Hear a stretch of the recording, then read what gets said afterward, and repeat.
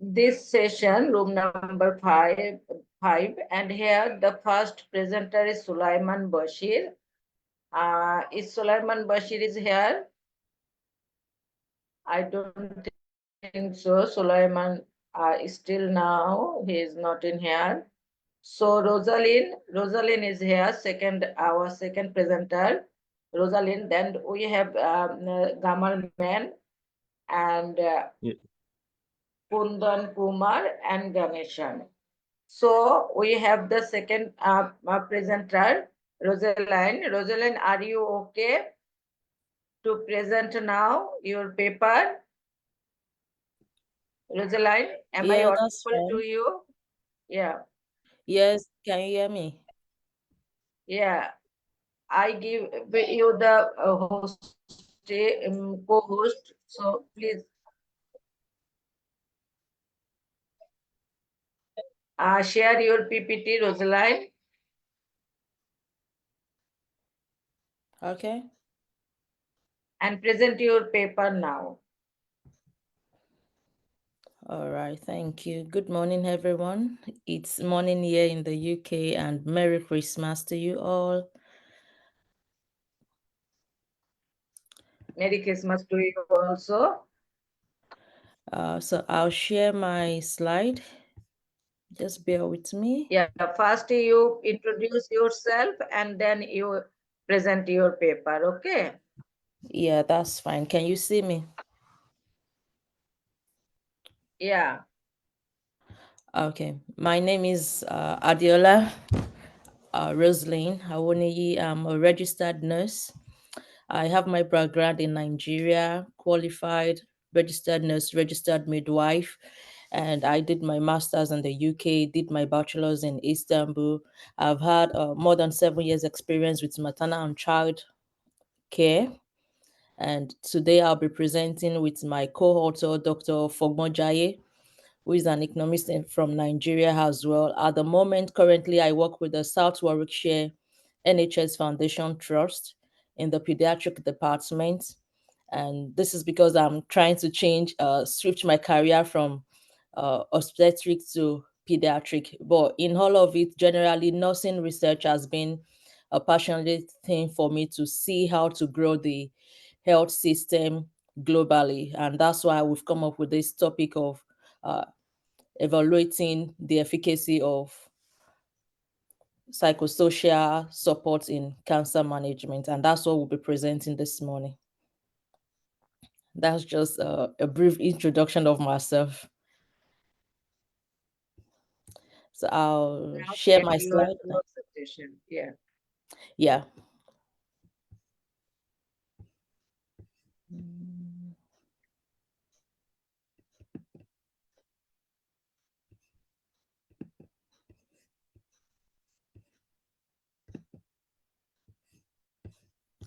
Can you see my? I don't know if you can see. No, it's not visible. It's not visible. Okay, just bear with me.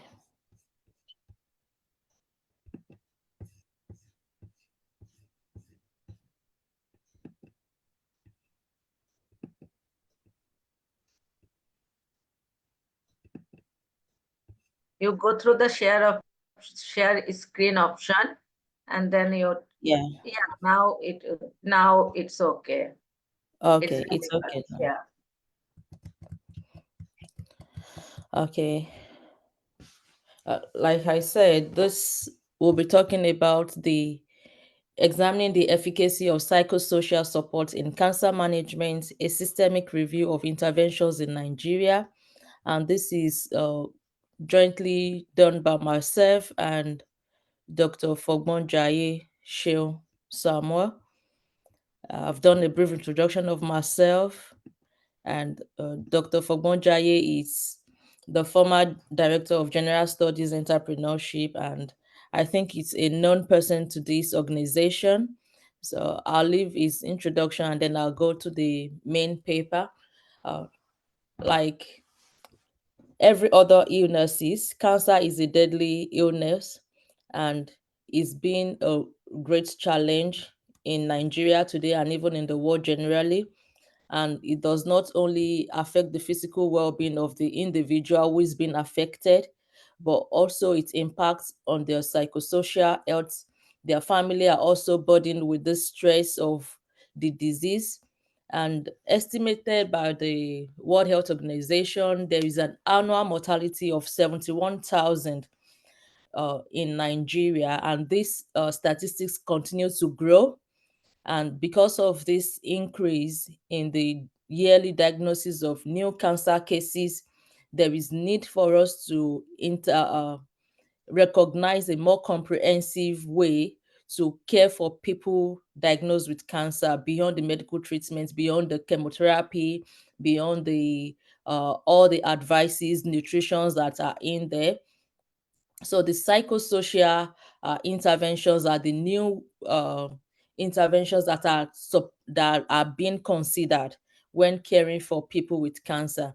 And today I'll be talking on that because there has been lots of uh, cases all around Nigeria, and there'll be lots of studies that has involved the psychosocial management of cancer patients and how this has helped in their health responses. And part of this are what we'll be discussing this morning: the counseling sections, the educational groups, and all of the financial support that are available, and other interventions that should be considered when looking after patients with cancer. And that's what the second slide will be talking about.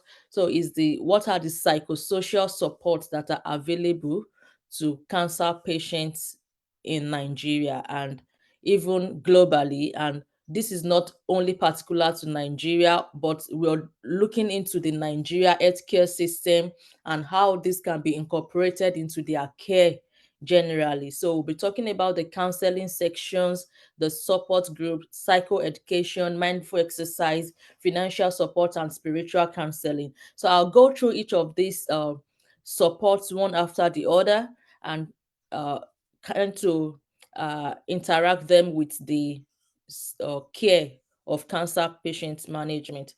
So the group support and counseling is the most support that is available for cancer patients in Nigeria. And this is usually done when they go for chemotherapies, when they go for their usual clinics. They see lots of counselors because, of course, we all know it is terminal illness. And because of the diagnosis, many patients are they are not happy, they're down, many are depressed, many are not excited with the diagnosis. And this has impacted a lot of things within the family system, their work system, their general well-being, the psychosocial well-being of this patient. And not just about the patients, even of their families. So families are stressed out, family are depressed as well. And because of all of these things that affect the psychosocial being, there is need for counseling within the cancer unit in Nigeria, within the oncology unit. And when I was going through, when we're doing all of this research, we discovered that counseling do not usually come early enough. Some people get the counseling section during their chemotherapy, and some get it after diagnosis, like they've been diagnosed and when they go in for treatment. But one of the things that is being realized during the course of the study is that counseling should be one of the major things that should come even at the point of assessing the patients, of trying to make diagnosis. Of course, there is lots of late diagnosis in Nigeria because of limited access to healthcare facilities, because of financial reasons. People are not really eager to go for medical assessment to know their health status. And this all boils down to the financial status of the country, because many people are just on the average level. Not everyone is able to afford the healthcare bills, and because of that, they present late to the healthcare facility. And at this point that they are presenting, some of them are already at the last stage, at a very late stage of the cancer. And to get the treatment at this point, it's either a 50-50, like they're not sure if they're going to become survivor later or they're going to end up with the diagnosis. But then this is a good place to start the counseling. So counseling should not only go into the point of when they're having the chemotherapy or when they're being diagnosed. It should start from the point of assessment. When people come into the healthcare facility, there should be counselors, psychologists ready to give some sort of advice to encourage them to kind of ease their stress, the pain they're going through, and to kind of give some general support. And from this counseling is when we now go up to the support group. So when the individual is being counseled alongside with your family, of course, because generally in Nigeria we don't have the care assistance system. Families are the one who are usually the carer of people diagnosed with terminal illness. So when patients and significant others are being counseled, they can then be move on to the support group.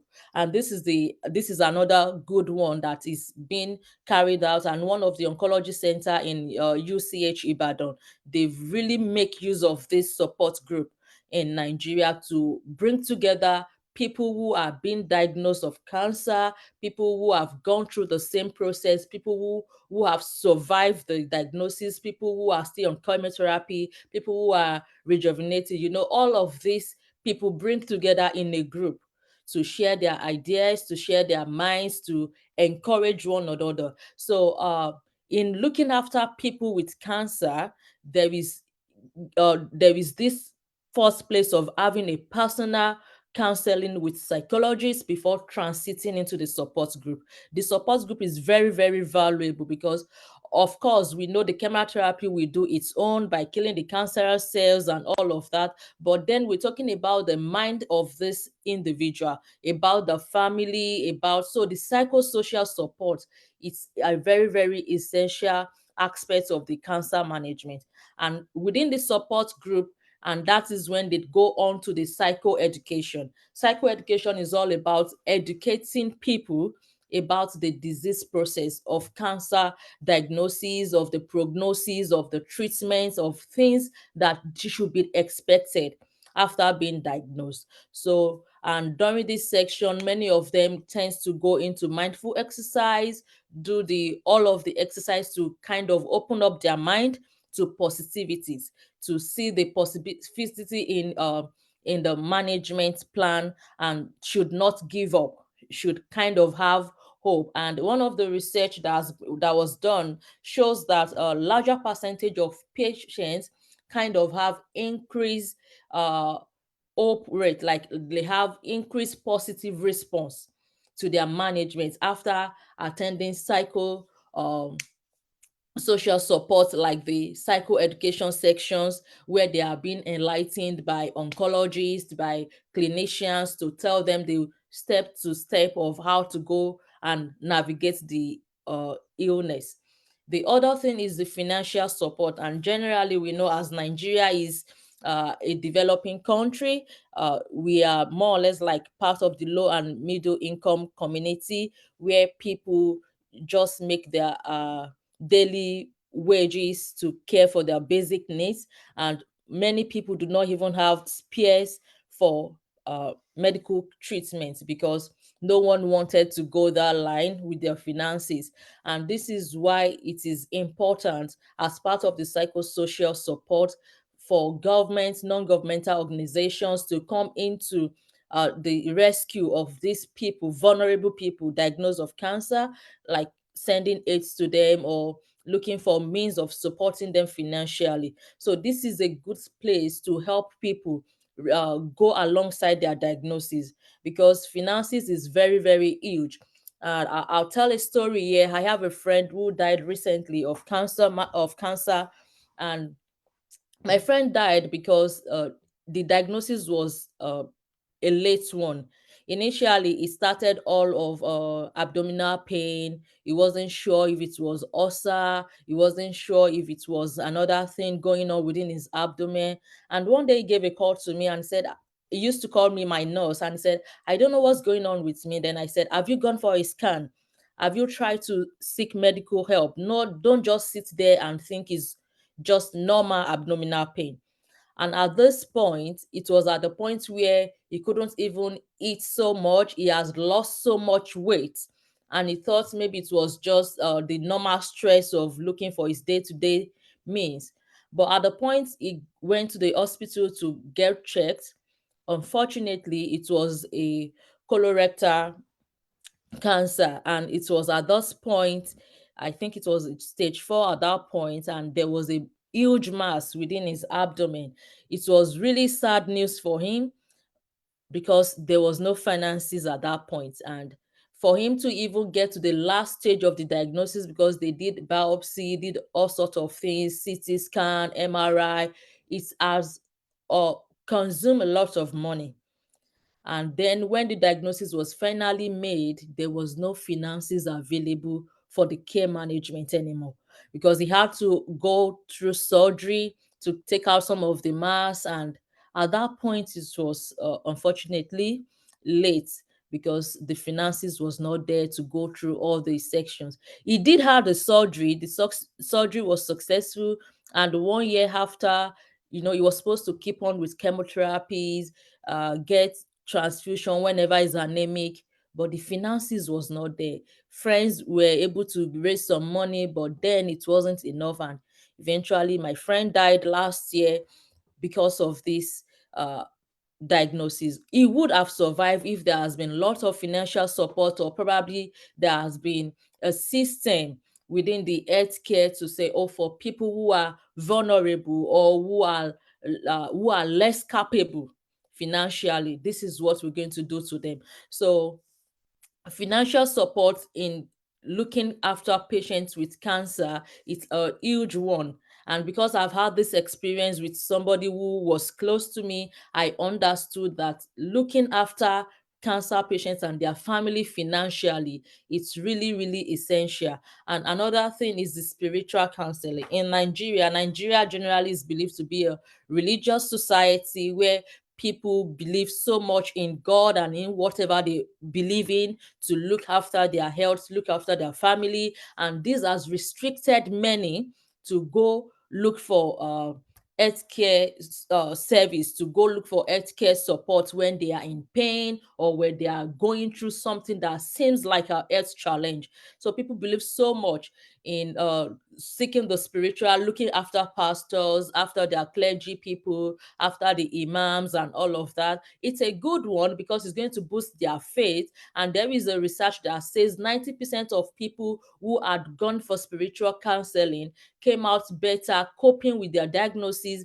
and going after treatment regimen. This is a good one, but then it should be tailored positively to help the patients and to help them see the light that they still need medical care, even though they are seeking the spiritual aspect of it. So then all of these services and many more that are still being discovered should be incorporated when caring for patients with cancer. So it shouldn't be all about the chemotherapy. It shouldn't be all about the nutrition. It should be things that is going to impact on their mindset, and things that is going to help their family cope better with the diagnosis and to come out. And all of these things cannot just be achieved by the patient alone, or by the government, or by the hospital. It's a collaborative team. So one of the things I came up with is that psychosocial support should be a part of the multidisciplinary what's it called, decision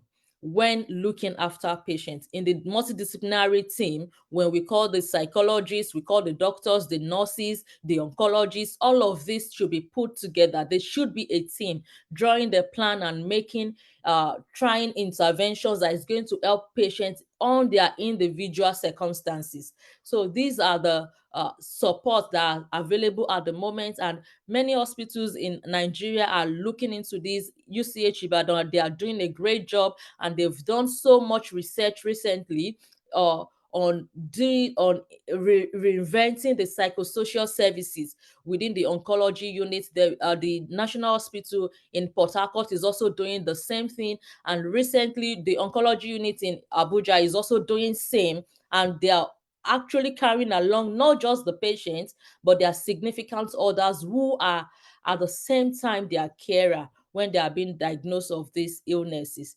And what are the barriers that are available in Nigeria? And the major one is the accessibility to care. Nigeria is a very great country with the large population of over 200 million. Unfortunately, we do not have the healthcare system that cater for all of this population. And because of that, there is less accessibility to care.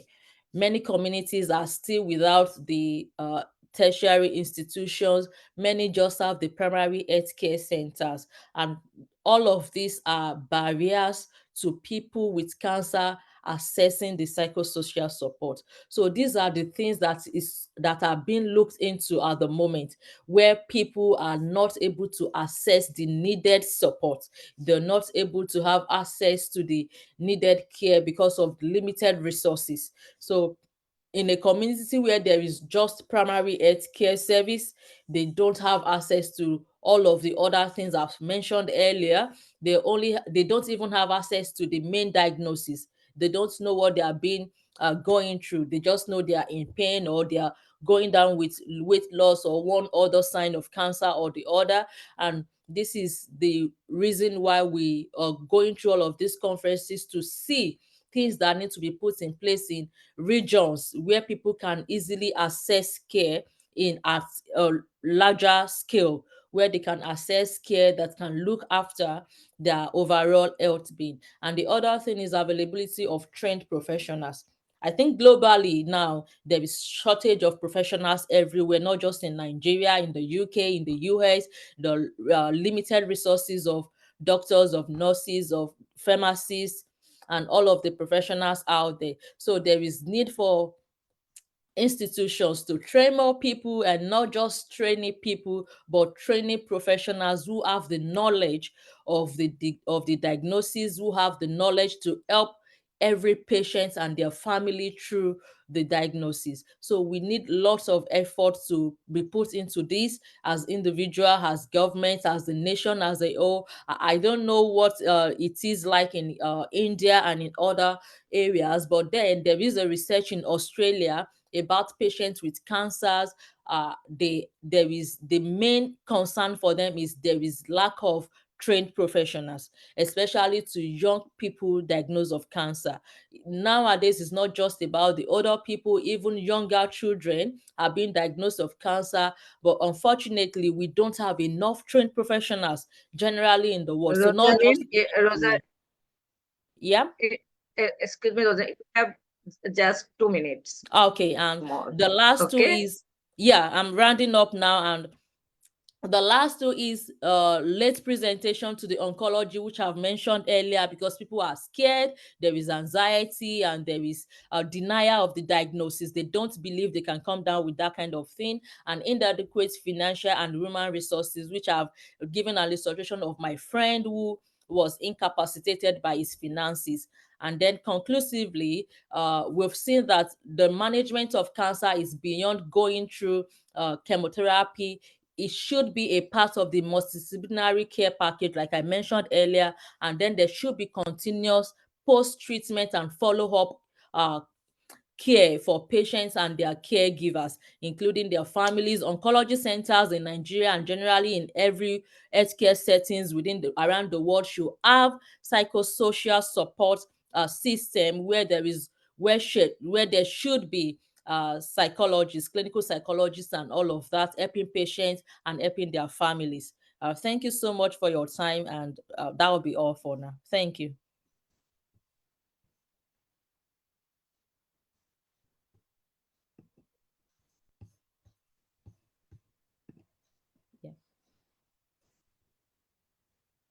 Thank you, Rosalind, for your nice presentation. I would like to announce her title of this presentation again: Examination the Efficiency of Psychological Support in Cancer Management, a systematic review of intervention in Nigeria. So Yes. others participants, if you have any questions or any suggestion for Rosalind, please be proceed and give to her your feedbacks. Anybody have any questions, any suggestions for Rosalind?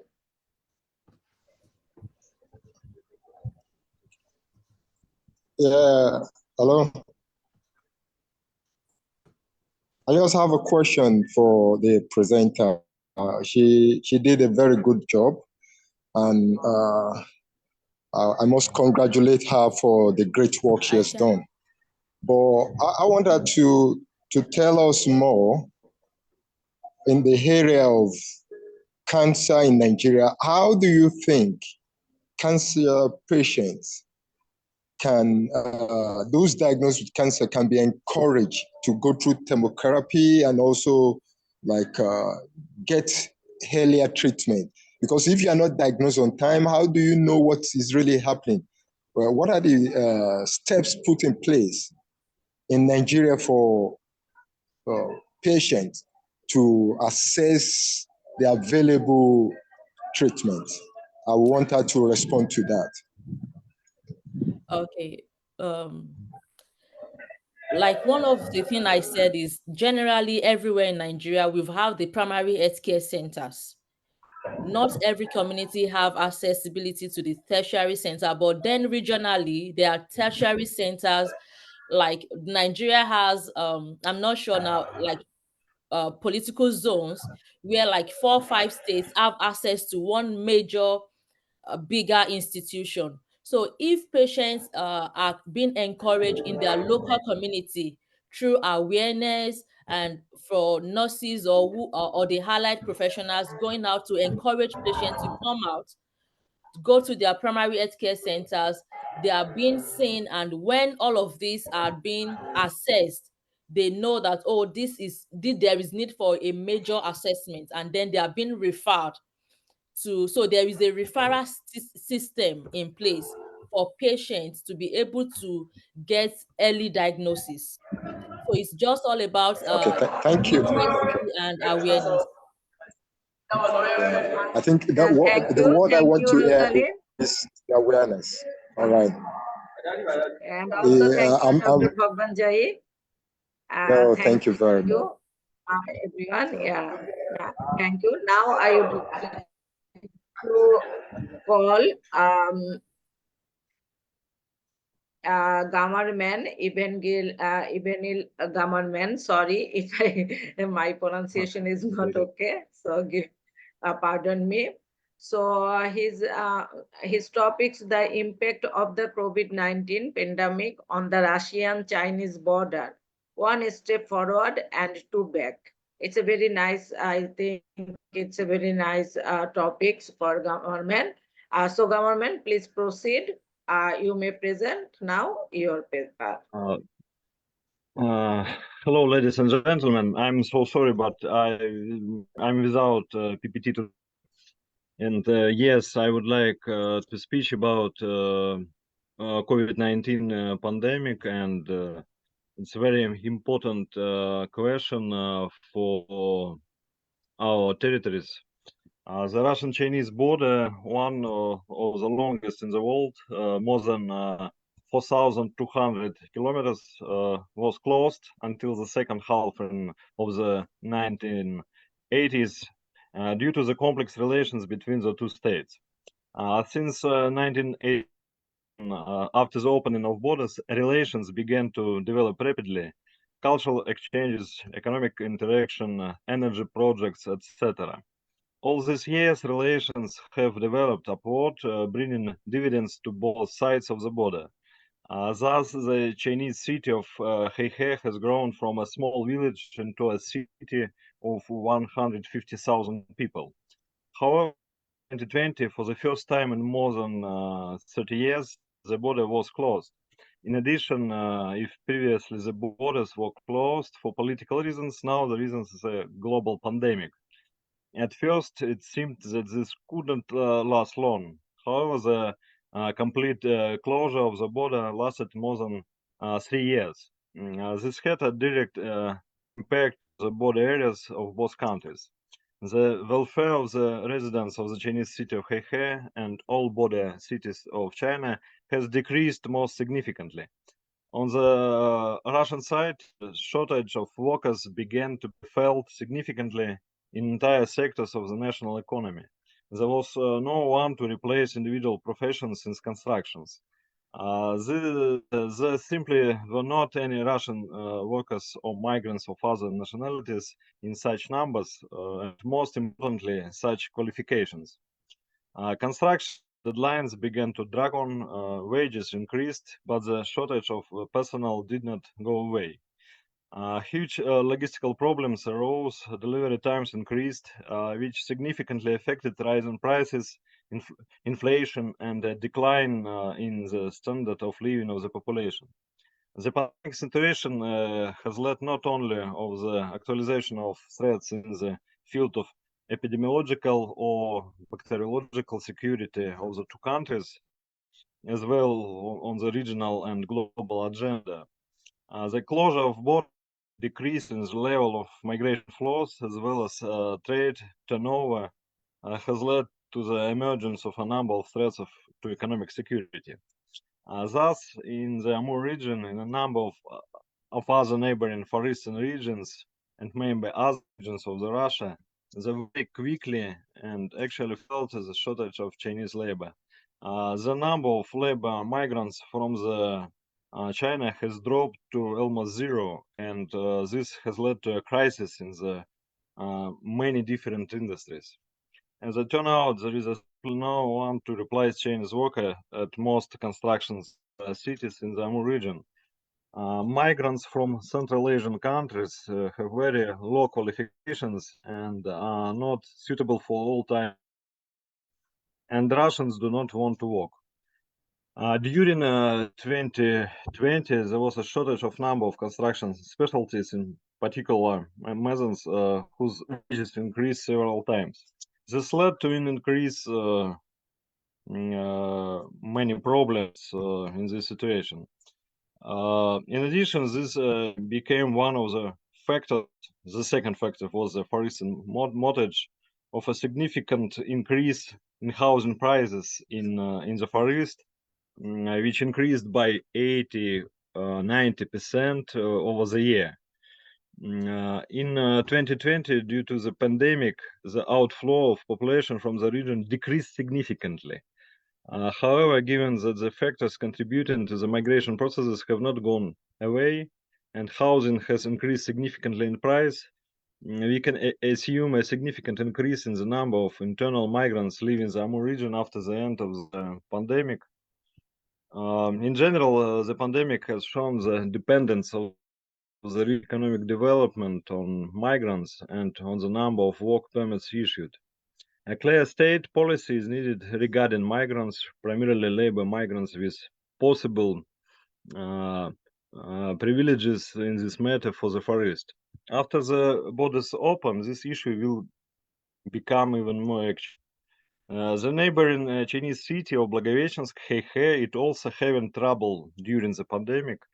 Throughout 1990s, 2000s, the city existed at the expense of Russian tourists, and entire shuttle trade sectors grow. In 2010, the emphasis shifted significantly from Heihe, began to attract domestic Chinese tourists who went to the border city because of the exotic proximity to Russia and the opportunity to go for 1 or 2 days to the closest European city to China. With the onset of the pandemic, both of these development factors came to naught. Thus, we can say that the coronavirus pandemic, which began in 2020 and it's continuing to the next 2 or 2.5 years, has led to a serious transformation, not only of the entire international agenda, but also to changes and shifts in the security sphere. New factors and threats have emerged that were not perceived as such before 2020. Moreover, certain new threats have become relevant for the border areas of Russia and China.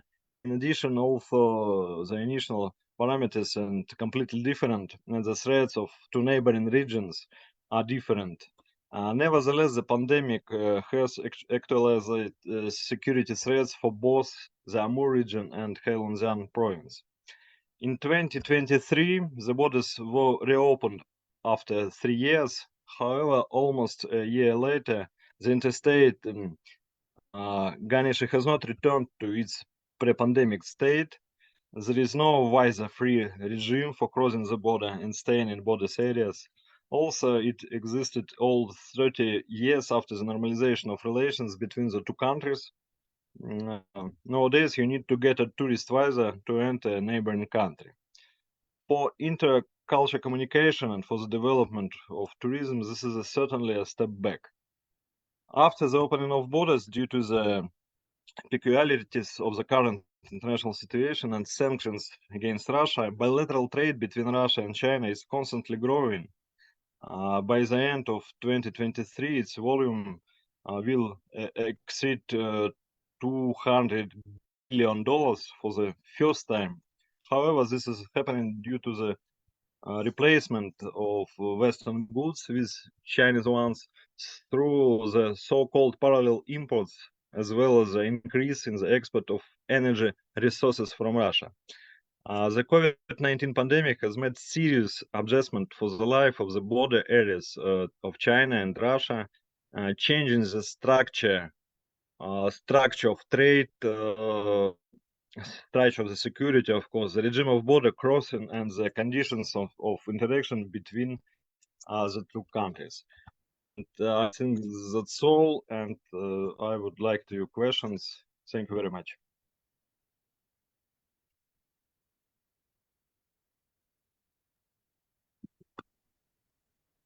Thank you, Government. Very nice and important presentation you present now. But if you had presented in PPT, it would have been more convenient for the audience to understand Yes. your all points. Still, you brought up a lot about a border site migrant and the COVID risks.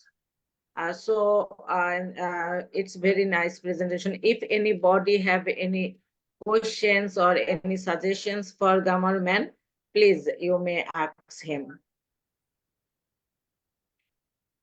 Anybody have? So thank you, government, again for your presentation.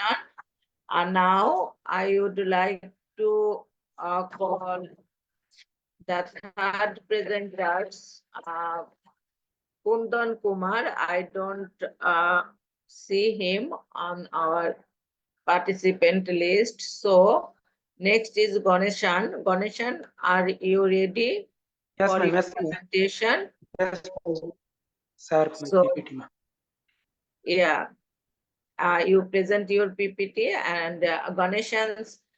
First, I like to you would introduce yourself. I would like to request you. Yes, You first a small introduce yourself, and then you start your presentation. Okay. Can you hear my voice, ma'am? Yeah. You are audible. Yeah, I am MK Ganesan, PhD research scholar, Alappa Institute of Management, Alappa University, Karaikudi, Tamil Nadu, India. So I am also awarded Indian Council of Social Science Research, doctorate fellowship in Ministry of Education, New Delhi. So my research topic is very important regarding to the pandemic and those are affected. So why the research topic is employee self-service. Just minutes. Can you see my PPT, ma'am? Yeah, make it full money. Yeah, it's Make okay, it ma'am. full. Yeah, it's a smaller, but it's okay. But if you Okay, ma'am. Just I. fully So- screen, then it will be better for audience.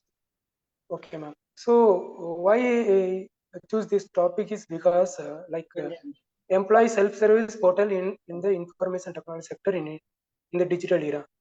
So, so the information technology industry is in India. There are you can say the top 10 industries there, like TCS, HCL, Wipro, and Tech Mahindra. And these sectors contribute GDP in 54% GDP in the countries. Compared to other sectors, agriculture only is 17%, like manufacturing like 20%, and insurance there are sectors 2 percentages. So this information technology industries benefit for employees as improved speed and access. So has what do you mean by so that a competitor era is the digital age, digital transformation can also tell that paid by corporate concerns. There are 5G's, cloud computing, big data, artificial intelligence, Internet of Things, blockchain, and other technologies have transformed the workplace. We can view in Journal 2020 articles written by this concept articles. So in this fast-paced landscape digital era, the information technology is continuously evolving. Necessity for motivating solution for adapt to changing the workplace dynamics. Dynamics is nothing but to change something about. So in a such of situations, some like employee self-service portal, or you can say that like cloud-based application or software as services, we can say that like web-based portal, web-based platforms and applications. So this digital gateways to the empowers employee to automatically manage for the human resource functions. So there are human resource functions, many functions like how managerial function, planning, organizing, directing, controlling, and there are operating functions like plan, like we can say development, maintenance, like social welfare, trade union, benefits, like compensation, like employee performance and all. So this we can demand for the now the dynamic workforce. So as the role of reshaping traditional HR process, okay, that now is the electronic human resource management. There are common under digital and virtual online, whatever this like systems. So this portal concern huge benefit for the employees through the task like leave management, time trackings, and benefit administrations. So the user experience take as the digital natives. So like employee self portal as designed provide to interface the mobile accessibility also available there. And this is integrated of daily operations such as the ability to ensure privacy and protection crucial aspect of the functionalities. So there are the some of the we can say that some of the challenges is there like maintenance users lack of user adaptations, updating maintenance of updating resources discourage, and feedback, and we can say that accessible self service with the technology. This is some of these challenges for this ESS and objectives of the studies.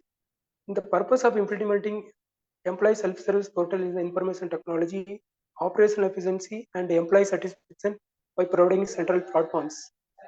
And there are so many platforms I already mentioned that like Bamboo HRM, Cake HRM, like there are so many like Oracle HRM, like we can say that Workdays and SAP, ERP software, the Joa software. There are some of the software is there, platforms there, and to empower employee to introduce manage HR related tasks such as leave request, time tracking, and benefits. Overall goal of streams administrative process improve like communications and create work and a good environment with the dynamic nature of IT sectors. The ESL portal seeks to ensure data security and compliance with the regulation, safeguarding service and sensitive employee informations. So a review of literature, more than 15 research article I collected that. So in this, some of the is best article or represent the review in this PPTs. Rio Jerk and Joel Chen 2023, empowering human resource management, digital transformations in the digital age. This article mentioned that are some of the digital workplace, digital human resource management processors, and digital employees services. So more focusing on the selections, training and development, like evaluating of digital technology. So while the formation of company developments. So some of these negatives are in this because the new system cannot be overloaded. So another is Lastari Marga Tama 2017 like employee self-service based human resource management information systems implementation case studies in Indonesia. This article is mentioned about vital information about organization human resource management. So the web-based electronic human resource management, one of the top most practical human resource management systems. It can be employee performance based on these web-based portals. So has personalized and managerial services in the information access, some of the workflow procedures. So some of the models are like UML models, tools are take the responsibilities, and this can also just stop administration and paperwork.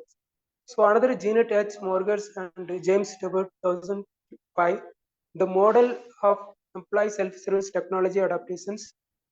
In this review of literature, I so the use of human-based web-based technologies. So the models described in this as theoretical way and technology acceptance. Another we can say that like human and technical and organizational aspect of individual as well as the technology. This model some based on some of the hypotheses and conclusions and organization based on the written these articles. So based on this research methodology chapters collected as a secondary data based on this descriptive studies and research paper publication websites like HR portals. There are some of the HR portal software is there. So another is ResearchGate and Google Scholar and Manly software. There are some of the review of literature collected. So already told that human like employee self-service, but in employee self-service is about web-based portal applications.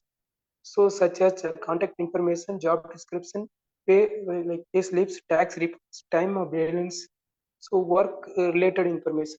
So this system is updated based on the personal information, based on the request, such as leave and training and some of these performance evaluations.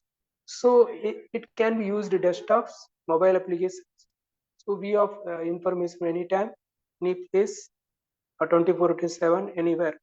So this is popularly approach business for all sizes, like top multinational companies. So access personal information related to the duties, online portal, like need physical documentation, decreasing administrative burden for HR and management. What management is nothing but art of getting things done to others. So the recent years result of Reliance technologies and growing demand organizations simply their process. So modern HR solutions, there are the streamed of onboardings, benefit management, another access payroll information, personal career development, and enhanced communications, data-driven decision making.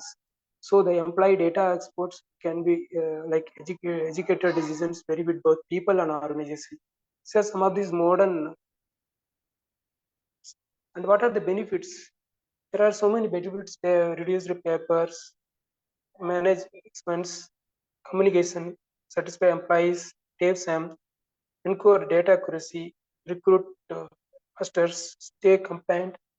We can say that like other benefits like easily communication, updated policies, employee training, view personal data like employee accessible paper.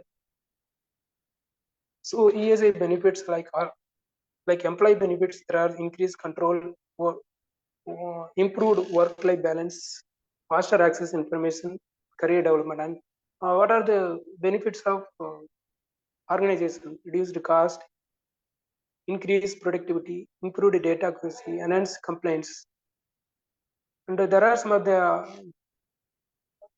applications is there. Like there are the processes, log in out, see the information, request PTO. PTO is nothing but paid time off. When you workers can take leave from work while they still earning wages. So these PTOs are helpful for this, and payrolls, correction attendance data, check work schedule, shift plan, share document with HR, complete corporate guideline, additional informations and materials, access training materials, submit income tax returns, so participant information. So based on the data and statisticals, so adapting rates, mobile usage, remote work input. This is a major impact of COVID-19 pandemics and virtual collaboration of information, security concerns, user experience, integrated with cloud service, data analytics and insights, training supports. Can you hear my voice? Hello. Yes, you are audible. Yes, ma'am. So Yeah, training. conclude yourself. Yeah. Just, complaints and data privacy. So this major benefit for we can say that 360-degree employee experience. So as we can say that like paper based and portals like human capital management, ERP and SAP and human resource information systems. So the feature studies based on this like artificial intelligence. There are some of these easily access. We can chatbots and all, Internet of Things, and we can say that augmented reality and virtual realities, and we can say that there are scattered in the delivers culture and regulation exchange. So employee skill development. So the cyber risk and we can say the advanced processing strategies. So these can also collaboration features. There are the team building activities. So such feature studies based on this paper usage, promoting eco-friendly HR practices and corporate social responsibility goals, and can say that sustainable development goal. One of the goal is like we can say that innovation technology is there. So every country to take one of the sustainable goal regarding to the information technologies. So according to this conclusions, so the implementation of ESR portals in IT sector to transform shift in the management of human resource process. So this ESI portal so a pivotal role for HR practices to dynamic demand in IT landscape. So has not only to stem administrative tasks but also depend for the employee experience. So also initial that mobile accessibility, it can be contributed for user satisfaction. So enhancing technology innovation with workflow management, security security consideration parameter digital era. So need for robust cyber security measures within ESI portals. So ESI portal, we can say that digital evolution of HR process in the IT sectors. So major impact of organization efficiency, user experience, adapting facilities and tools, navigating and complex of the digital era. So in IT sector, optimizing of ESI portals with the key fostering is well responsive and digitally empowered workplaces. So thank you for giving opportunities. So one of the major we can say that fostering secure sharing the information is a major good response for this ESI portals. This is my collector review of reference. Some of this you mentioned. Thank you. Thank you, Ganeshan, for your presentation. Actually, employee self-service portal in information technology sector in digital era is really a very time-related issue. Nowadays, self-development is impossible without information technology, knowledge in professional life. So your research topic is very important for our every sector in professionalism. So thank you again, Ganeshan. So based on the Anybody have any question? secondary data, I will go through the primary data will be connected. So collected as one of the best point for the security, sharing the information is very vital concept of this topics, ma'am. So if anybody have any questions to, you may ask to Ganeshan about his presentation.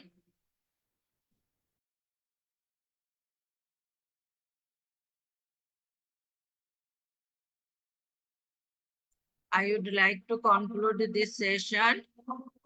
It was 5 presenters session, but there are only 3. You presented the papers, 2 of them are absent. So every topics was time related and very important. So thank you, Ganeshan, again you for your presentation, and have a good day. Nice to see you again, and happy Christmas, all of you. I would like to conclude this session now. Thank you everyone. Thank you, ma'am. Thank you, ma'am.